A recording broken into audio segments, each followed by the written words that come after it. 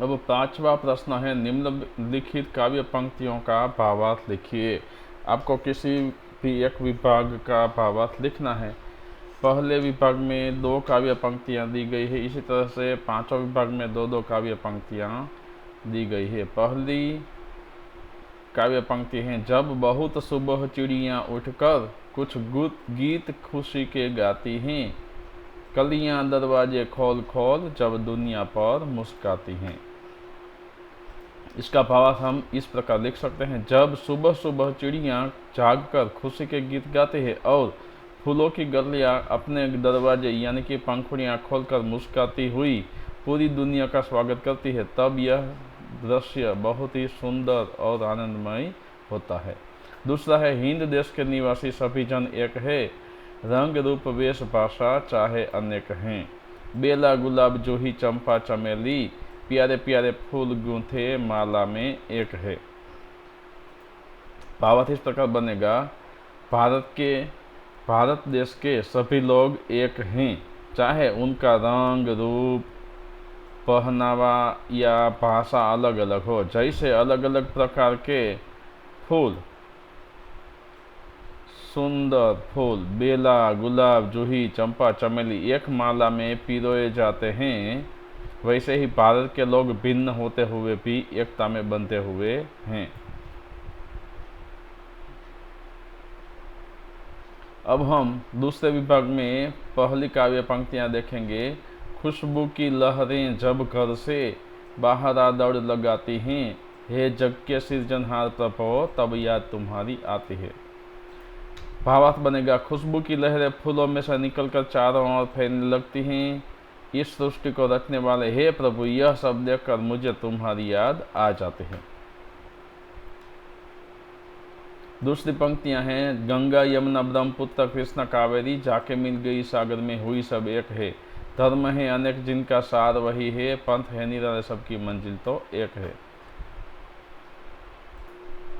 इन पंक्तियों का भावार्थ बनेगा, गंगा यमुना ब्रह्मपुत्र कृष्णा और कावेरी जैसी विभिन्न नदियां भले ही अलग अलग स्थानों से बहती हैं, लेकिन अंत में वे सभी समुद्र में जाकर एक हो जाती हैं। इसी तरह धर्म चाहे जितने भी अलग अलग हों, उनका मूल भाव एक ही है।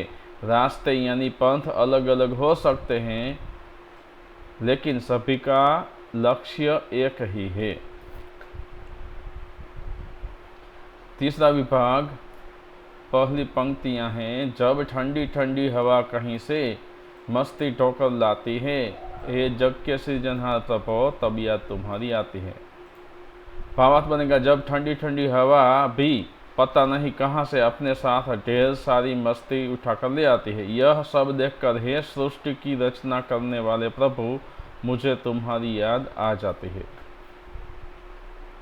दूसरी काव्य पंक्तियां हैं, कोयल की कूक नियारी पपीहे की टेर प्यारी, गा रही तराना बुलबुल राग मगर एक है।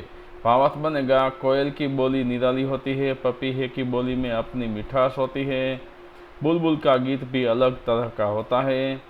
इन सब पक्षियों के गाने भले ही अलग अलग हों, पर उनका राग एक है। इसी तरह अलग अलग बोली और भाषा बोलने वाले भारतवासियों की आवाज भी एक होती है।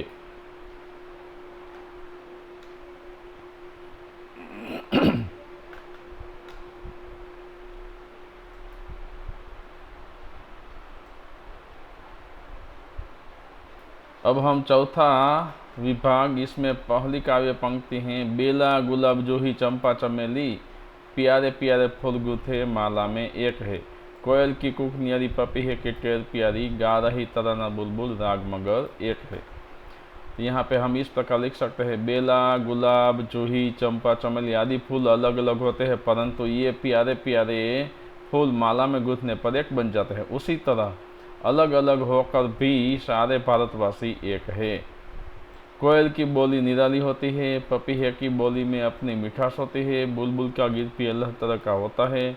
इन सब पक्षियों के गाने भले ही अलग अलग हो, पर उनका राग है। इसी तरह अलग अलग बोली और भाषा बोलने वाले भारतवासियों की आवाज़ भी एक होती है।